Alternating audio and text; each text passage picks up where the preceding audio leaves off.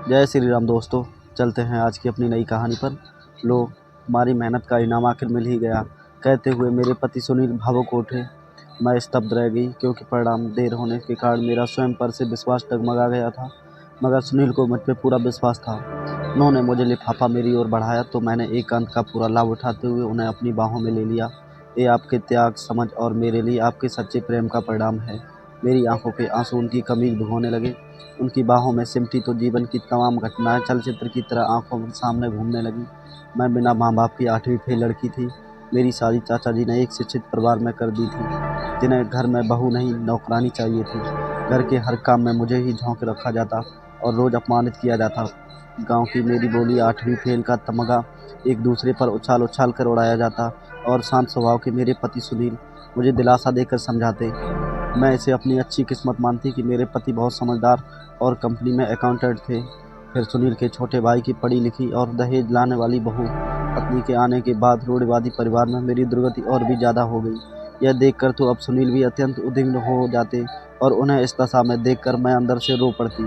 यह वही समय था जब मैं अशिक्षिता के अभिशाप को अपनी नियति मानने ही वाली थी कि सुनील ने उस रविवार के दिन कुछ और ही निर्णय कर लिया। हम सब औरतें पिक्चर हॉल में बागवा देखने जा रही हैं, छोटी बहू को ले जाकर। मेरी सासू माँ ने गर्व से बताया तो मेरा सर ऊपर ना उठा। माँ, क्षमा को भी ले जाओ ना। जाने कैसे उन्होंने बोल दिया। तो घर पर खाना कौन बनाएगा? मेरी ननद ने आश्चर्य दर्शाया। खाना हम ऑनलाइन मंगवा लेंगे। सुनील ने मोबाइल दिखाया।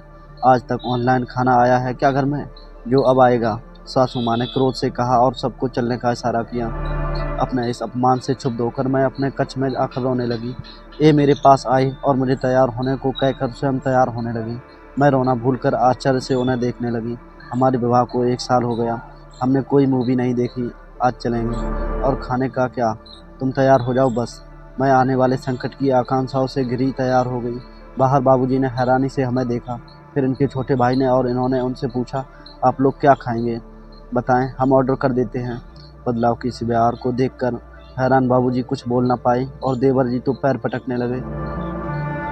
पैर पटकने की ज़रूरत नहीं है। अगर बाहर का खाना नहीं खाना है तो खिचड़ी बना लेना अपने और बाबूजी के लिए।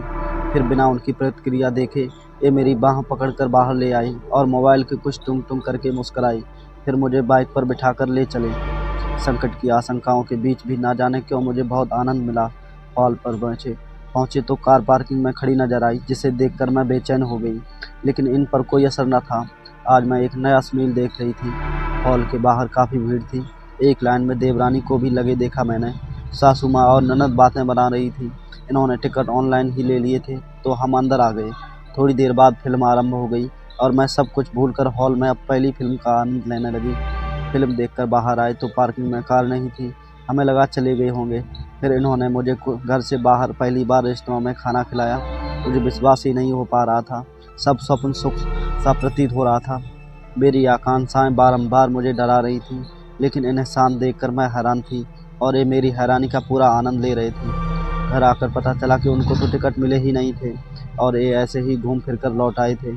सासू मामा और देवरानी जी रसोई में जुटी हुई थी। खाना ऑनलाइन ही मंगवा लेना अपने लिए, तुम्हारे लिए नहीं बनाया है, सासू मामा कटाक्ष दिया। यद्यपि हम लंच लेकर ही आए थे, फिर भी सुनील के क्रोध का परवाह न रहा। क्षमा, आप सबके लिए रोज़ खाना बनाती हैं, आज यदि इसे बाहर जाना पड़ गया तो आप इसके लिए खाना ही नहीं बनाएंगी क्या? यह कौन सी बात हुई? हमने तो आज्ञा न दी। सासू माँ आने वाली तूफान का अंदाज़ा ही न लगा पाई। एक पत्नी के लिए किसकी आज्ञा मायने रखती है, अपने पति की या किसी और की? मैं ही इसे लेकर गया था अपने साथ। आप कान खोलकर सुन लो, आज यदि घर में क्षमा का सम्मान होगा, यानी मेरा होगा। फिर मेरी बाह पकड़कर ये अपने कक्ष में आ गए। घर का बड़ा पुत्र होने की हर जिम्मेदारी इन्होंने अच्छे से पूरी की थी, इस बात से कोई इनकार नहीं कर सकता था। यही कारण था कि तूफान वैसा नहीं आया जैसा कि मुझे आशंका थी, लेकिन हम दोनों के लिए खाना ही न बनाने की बात मुझे झकझोर गई थी। मैं किसी भी दशा में ऐसा न करती। उस रात हमने तय किया कि मैं किसी भी अनावश्यक कार्य में न घुसकर अपनी पढ़ाई पूरी करूंगी। अगले ही दिन घर का माहौल बदला हुआ था। कार्यों के बंटने के कारण मेरे पास काफ़ी समय रहने लगा। मैंने सीधे ही 10वीं की परीक्षा पास की और फिर सुनील के सहयोग से सीढ़ियां चढ़ती गई। बीएड के बाद एक विद्यालय में मेरी अध्यापिका के रूप में नियुक्ति पत्र का आज ही सुनील के हाथ में था। इतना देर तक तो मुझे अब आश्चर्य हो रहा था। सुनील ने मुस्कुराते हुए मुझे खुद से अलग किया और मेरे आंसू पहुँचे तो अचानक मुझे झटका सा लगा। मैं शर्म से पानी पानी हो गई। तभी मेरी बेटी देवीना वहाँ आई। माँ, हर पुरुष की सफलता के पीछे एक स्त्री का हाथ ही होता है क्या? हाँ, सुना तो है बेटी, लेकिन तेरी माँ की सफलता के पीछे तेरे पापा का हाथ अवश्य है।